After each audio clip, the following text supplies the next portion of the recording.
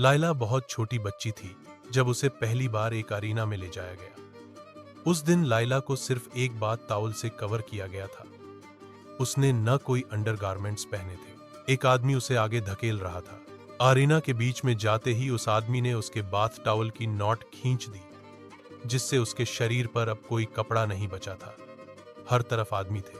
लाइला को कहा गया, जहां भाग सकती हो भागो, अगर इनमें से किसी ने भी तुम्हें पकड़ लिया तो तुम उसकी हो जाओगी।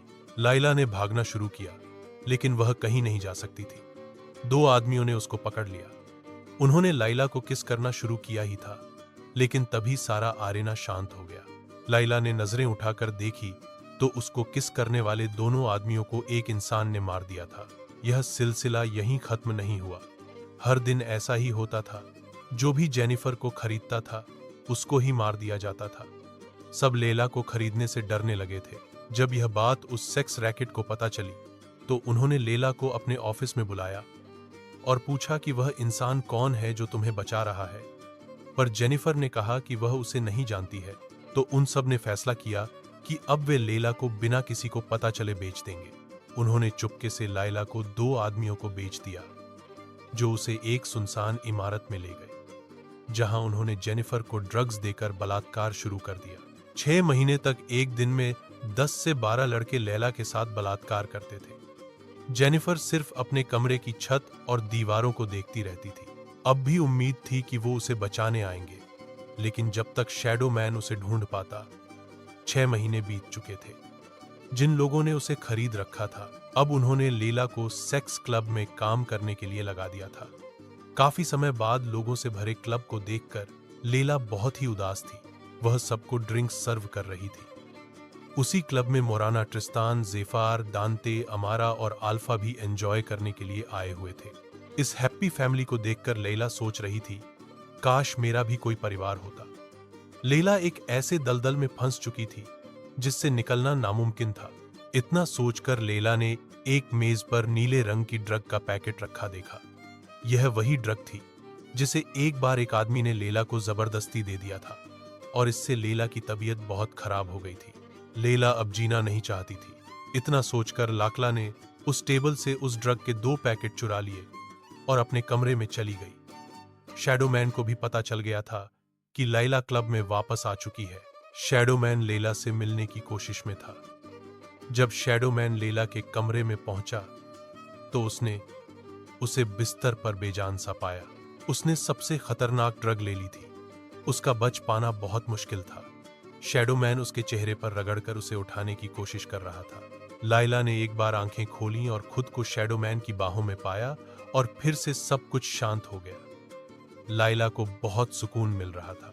उसे लगा कि वह गहरी नींद में सो रही है। शैडो मैन लगातार उसे उठाने की कोशिश कर रहा था और कह रहा था, लूना कैन, उठो, अपनी आंखें खोलो, मैं तुम्हारे बिना नहीं रह सकता। हाँ, शैडो मैन लैला को लूना के नाम से बुला रहा था। फिर शैडो मैन लूना यानी लैला को अपने घर ले आया, जहां उसका इलाज शुरू कराया गया। लेकिन लूना कोमा में जा चुकी थी। न वह बोल सकती, न उसकी बॉडी रिस्पॉन्ड कर सकती थी। पर डॉक्टर का कहना था वह सब कुछ देख सकती है, महसूस कर सकती है। शैडो मैन सबके लिए खुद को जिम्मेदार मानता था। वह दिन रात बस इस उम्मीद में था कि लूना ठीक हो जाए। एक दिन उसने मो को एक एड्रेस भेजा और कहा कि इस पते पर किडनैप करके कुछ बच्चों को रखा गया है। मोराना ने उस एड्रेस की डिटेल निकाली और मोराना ने ये सब ट्रिस्टन और डांते को बताया। उन्होंने ने वहां जाकर बहुत से बच्चों की जान बचाई और सबको उनके माता पिता के पास पहुंचा दिया। लेकिन उनमें एक बच्चा ऐसा था जो लावारिस था। उसकी आंखें बिल्कुल ट्रिस्टन जैसी थीं। उसका स्वभाव भी ट्रिस्टन की तरह शांत था। तो सभी लीगल फॉर्मेलिटीज को पूरा करके मोराना और ट्रिस्टन ने उस बच्चे को गोद ले लिया, जिसने अपना नाम ज़ांडियर बताया था। वह खुशी खुशी मोराना और ट्रिस्टन के साथ रहने लगा था। कभी कभी शैडो मैन उससे मिलने रात को सबसे छुप कर आ जाता था। लूना की तबीयत अब ठीक होने लगी थी। उसकी बॉडी रेस्पॉन्ड करने लगी थी। लूना और शैडो मैन एक दूसरे से बहुत ज्यादा प्यार करते थे, और अपने प्यार को इतनी तकलीफ में देख पाना बहुत ही मुश्किल था। दूसरी ओर अमारा की डिलीवरी का समय पास आ रहा था। अमारा और उसकी छोटी बहन जी एक कमरे में एक दूसरे के साथ बातें कर रहे थे। तभी जही ने अमारा में अपनी बंदूक तान ली और कहा कि तुम तो महारानी वाला जीवन जी रही हो, तुम्हारे साथ तो सिर्फ 3 दिन तक बलात्कार हुआ था और तुम्हें इतना अच्छा जीवन मिला, लेकिन मेरे साथ तो इतने सालों से रोज ये होता आ रहा है। हमारी माँ ने मुझे पिता के पास रहने तो भेज दिया, लेकिन हमारे पिता के दोस्त रोज मेरे साथ जबरदस्ती करते थे। अब इन सब की कीमत में तेरी खुशियां खत्म करके लूंगी। अमारा ने उसे बहुत समझाया पर वह नहीं मानी। अमारा को तनाव की वजह से लेबर पेन शुरू हो गए थे। उसने खुद को रिलैक्स किया और यह सोचा कि वो क्या कर सकती है। मोराना, ट्रिस्टन और डंटे नीचे हॉल में बैठे थे। अचानक ऊपर के कमरे से गोली चलने की आवाज आई और मोराना सबसे पहले पहुंची। अमारा लेबर पेन से चिल्ला रही थी और जज्जी बेहोश थी। अमारा ने खिड़की में रखा हुआ गमला उठा के सिर पर मार दिया था। वे अमारा को अस्पताल लेकर गए और उसने एक बेबी गर्ल को जन्म दिया। सब बहुत खुश थे। अमारा और डंटे की शादी की डेट नजदीक आ गई थी। उन दोनों ने अपनी बेटी के साथ एक खुशहाल जीवन शुरू कर दिया था। मोराना और ट्रिस्तान अभी शादी नहीं करना चाहते थे क्योंकि उनका लक्ष्य पहले लूना को ढूंढना था। उधर लूना यानी लैला की तबीयत ठीक हो चुकी थी। वह शैडोमैन को डैन के नाम से बुलाती थी।